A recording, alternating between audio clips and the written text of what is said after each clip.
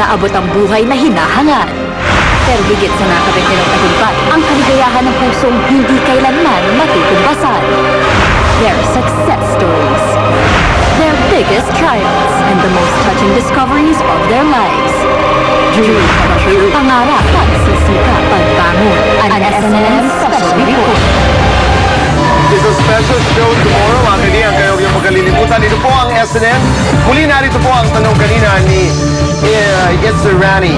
Nakita ko po sina Enchong D at Bianca Manalo sa Greenbelt last week. Bakit tinatago nila na sila na accusatory, no? Sayang, take na pala si Enchong. Ay, naku, ang sagot ni Enchong dyan. Hello, Enchong. Hindi naman po siguro tinatago kasi kung tinatago, hindi nyo kami nakita sa Greenbelt. Nagkasama-sama kami pero hindi lang naman kami dalawa ni Bianca. Kasama namin yung Shoutout Kids, tsaka si Erich noong time na yun. Sino naman pala? At si Erich, nandun pa. Siguro nakita lang niya si Bianca. Baka si Bianca, tama ka. Tama ka, Bianca. Good news, mga kapamilya.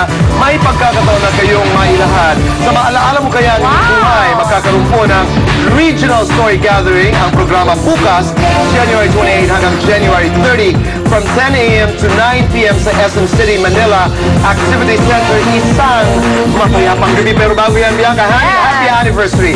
Dr. Osmani and Pai Happy Kalayan. anniversary! Happy birthday, Mami Anita Blanco, Joey Ajero, Joey, my friend, happy birthday. Gorgie Rula and Fernando Guzman, Wendell Alvarez, maligayang karawan. Happy birthday, Wendell. Happy birthday din to the associate producer of Biggest Loser, Chris Aquino. Happy birthday. Thank you to Arlene Sipat for my dress. Thank you, Alex Carbonell, Studio 6 and A1. Dr. Steve Mark Gunn, Sally Nolasco, maraming salamat. Isang mapayapang gabi, Pilipinas at buong mundo. Ito ang SNN Showbiz News ngayon! Ang mas